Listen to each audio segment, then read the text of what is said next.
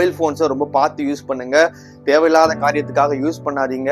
அதை நீங்க யூஸ் பண்ணீங்கன்னா கண்டிப்பாகவே அதுல உங்களுக்கு கண்ணி இருக்கு, கண்டிப்பாகவே கண்ணி இருக்கு, 100% கண்ணி இருக்கு. அப்படி இருக்கும் பொழுது கண்டிப்பா பிசாசு உங்களை விலக செய்து விடுவான். ஏன்னா அவன் என்னைக்குமே ஒரு நாள் உங்களை டெஸ்ட் பண்ணிட்டு விட்டுட்டு போற ஆளே கிடையாது. உங்களை நித்தமும் டெஸ்ட் பண்ணி கொண்டே இருப்பான். நீங்க தினமும் ஜெயிச்சா மட்டும்தான். தேவன் ஒரு வார்த்தை சொல்லிருக்காரு, கடைசி வரைக்கும் நிலைத்து நிற்பவனே ரட்சிக்கப்படுவான்.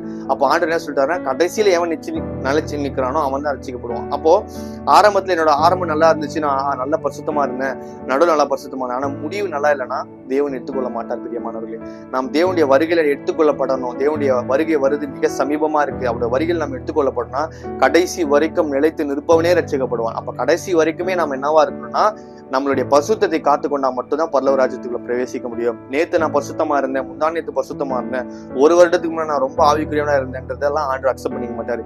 இந்த நொடி, இந்த செகண்ட் நீங்க பரிசுத்தமா இருக்கிறீங்களான்றதான் தேவன் பார்ப்பார்.